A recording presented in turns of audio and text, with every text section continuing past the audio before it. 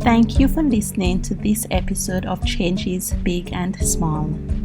This is your host, Damian. Each week, I interview guests or share ideas about making changes in our lives. Listen to great advice and inspiration so that you can take action to make positive changes in your own life. Last week, I shared an interview that I recorded in March with Deirdre Nelson. I reached out to her to find out how life has changed over the past 2 months, to find out what it's like for her during the time of coronavirus. How are you doing now with the COVID-19 situation?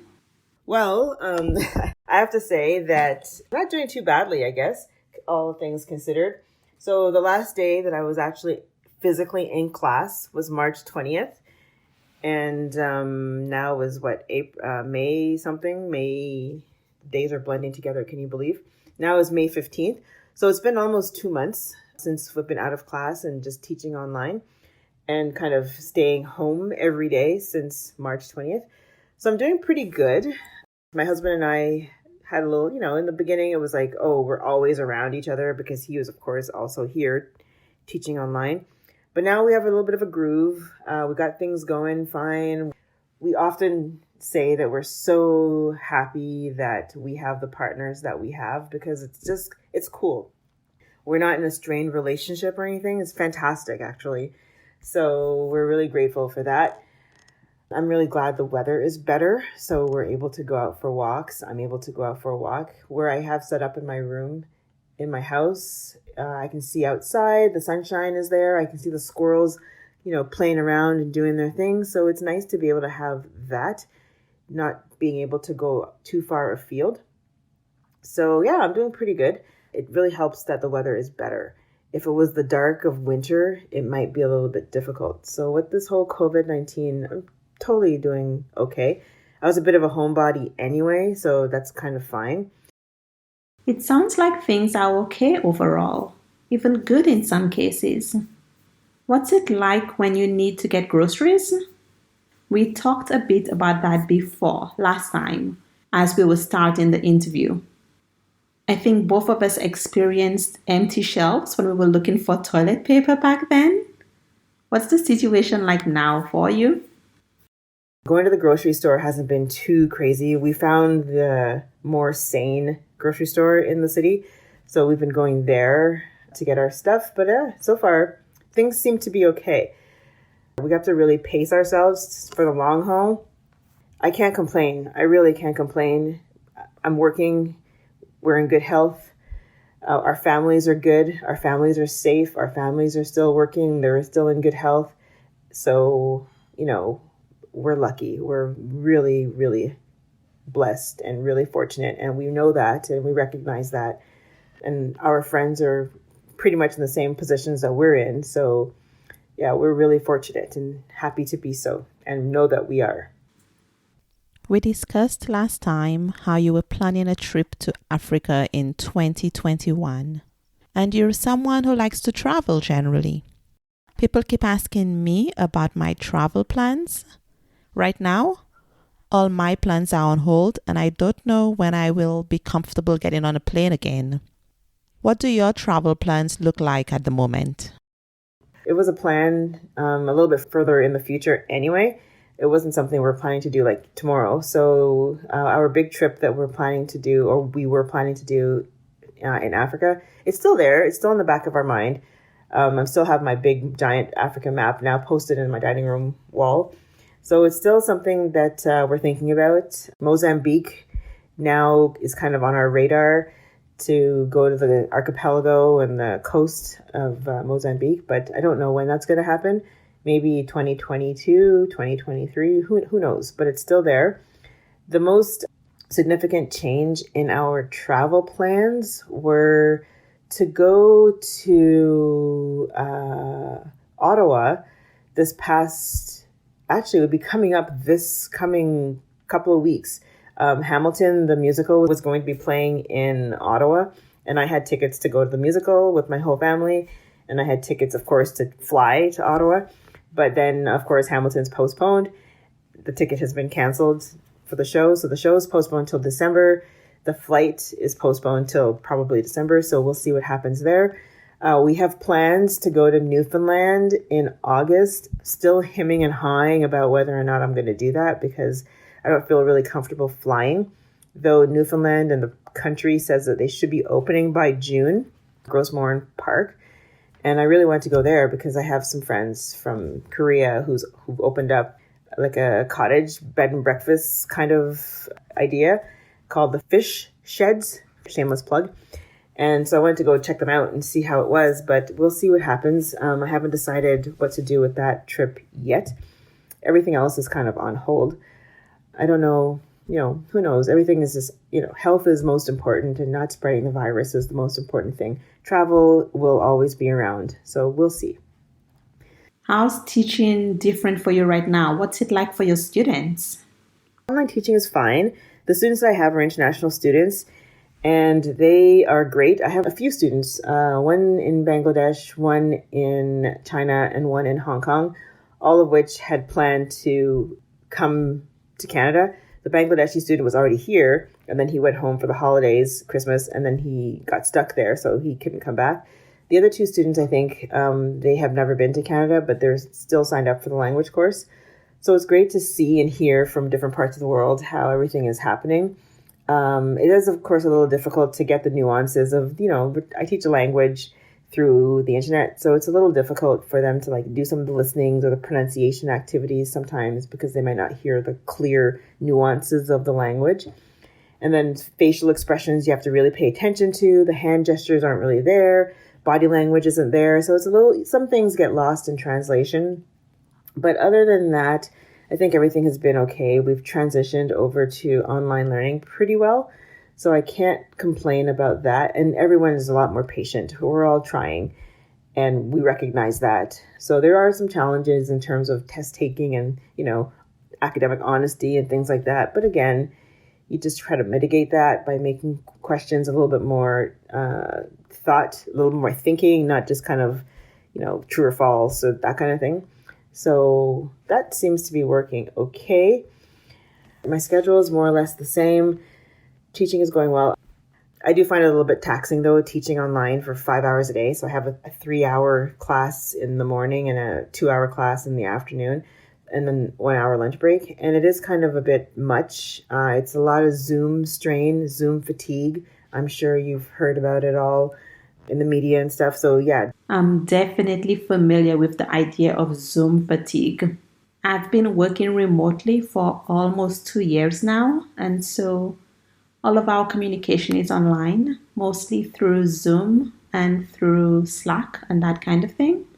And since coronavirus started, many people want to have more video chats, but I'm finding that I don't actually want any more video chats than what I'm having already with work. I spend all day on the computer and I might want to connect with people, but I find the idea of another Zoom meeting, another online interaction to be exhausting at times. Definitely that. So when Fridays come around, I don't have an afternoon class on Fridays. So when Friday comes around, I'm usually just ready to go to bed, right at noon. So yeah, it's a bit much for the brain teaching online. I have a job. I really do. And I'm healthy and my family's healthy. And so that's most important. The biggest thing is just finding the energy to do stuff after spending time on the internet all morning and the better part of the afternoon. Finding the time to do stuff. So I thought when all of this happened, when they said, oh, you're going to be teaching from home and you're going to be, online, I was like, great, it's going to be better for me because my commute to work normally took about 40 minutes. So I was like, yeah, great, I can save all this time. No, not saving any time at all. In fact, I'm probably more tired now than I would be if I were in the car driving back and forth. So I have to figure out a schedule so I can be able to get some exercise in, not just veg out on the sofa and binge watch Sex and the City, which I've been doing, which I'll say it, I'm not ashamed. So yeah, I got to figure out some things like that. But otherwise, things are great, and I cannot complain. My sister and I have been baking. We usually have dinner together and then watch something on Netflix afterward. What's giving you joy right now? Well, besides watching Sex and the City. Well, I'm still able to connect a lot with my family. I think I mentioned before that I live quite a bit away from my family. They live in Ontario and I'm in Manitoba. So we're still connecting. We Zoom call, we chat, we FaceTime with the little kids in my family who are actually teenagers and in their 20s. We text message a lot. We're going to try this Netflix movie watching party. So that still gives me joy. The friends that I have that are still in Ontario or in the States, like we're trying to connect a little bit more actually because of coronavirus.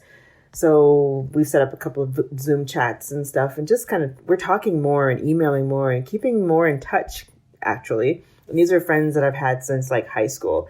So that's kind of neat. Being able to go out for walks. Both my husband and I like to cook a lot. So we're experimenting with different kind of things in the kitchen. So we're making a lot of bread. We got a bread maker before this whole thing happened. So it's kind of cool. So we have this bread maker and we're making bread. We're trying different flavors, different kind of dishes, Middle Eastern stuff and Mediterranean stuff, Indian stuff. Like we're just kind of exploring. I also got some updates from previous guests. Here's a voice memo from Kim Cofino, my first guest on the podcast. A simple thing that's giving me pleasure during this COVID-19 lockdown time is going for daily walks and appreciating the little beautiful things that I can see in the city around me. Bangkok is a pretty busy and crazy city, but during this time, things are quite quiet and I can appreciate all the different plants and unusual architecture and interesting people that are kind of out on the streets, even though it's super quiet out there. I think it really helps to think about what you're lucky to be able to do as opposed to thinking about what you're restricted from doing. So I appreciate the fact that I can go out for walks, even though I used to really like walking in the park and now I'm walking on the street. I appreciate the fact that I can still go outside. I also received several other written responses from previous guests, all of which you can read on the show notes page. What I noticed is that the same themes show up again and again. People are finding pleasure in things that have rhythm, in connecting and in creative pursuits. Some of you may also be baking bread or taking time to savor your favorite foods, like Emily in episode 6. You may be trying new things, either because you have more time or because you're somehow overcoming the fear of exploring something new. Angela from episode 19 talks about trying to make new things with her tiny oven in Japan and appreciating the fact that she can have lunch on her balcony sometimes because she's working from home. This lets her enjoy the view of nature around her. Coronavirus may be preventing us from doing many things that we're used to, or we may have to do some things differently. Ask yourself, what are the things that you couldn't do before that you can do now? This can be as simple as sleeping in an extra 10 minutes, standing on your balcony in the middle of the day, making roast vegetables for lunch rather than buying something that you weren't too fond of. What new opportunities do you have to do things that will make you happy? There are some people who are more productive now than before. For example, Praveen from episode 5, who's relearning how to code so that he can switch jobs, and Rosanna from episode 3, who's doing renovation projects around her home. Since she's traveling less, she has more time to actually do some of the projects she's been putting off. Or maybe you're like Samira in episode 28, and the one thing that you need to do every day is go for a run or some other kind of workout. Or you may be the opposite. Maybe you find that you just need a break right now to watch some television, to laugh, to go through your address book and call family or friends, to meditate, listen to music, or just to sit and be. I'd like to honor and celebrate all the ways we're thriving and surviving during coronavirus. As long as you're not hurting yourself or anyone else, it's okay. Whether you feel like you need to do more or less, that's okay too. Wherever you're finding joy, whatever actions you can do now that you couldn't do before, take a moment and celebrate that. Yes, we may have lost things, but we've certainly gained some as well. What have you gained in the time of coronavirus? Thank you for listening to this episode. I hope that you enjoyed joining me today.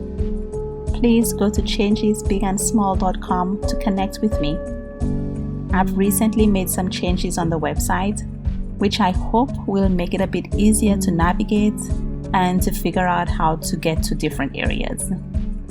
You can find all the past episodes there and also subscribe to automatically receive new episodes every week. If you have sent a request to be on the podcast, I will be getting back to you. I'm giving priority to guests who would like to chat about career change. So if you are thinking of applying to be on Changes Big and Small, note that that's the topic I will be focusing on next. Please share this episode with a friend or family member that you think might benefit. And for access to more resources and the support from a community focused on change and progress, join the Changes Big and Small Facebook community. I'm sending you best wishes for good health and happiness. Have a great week.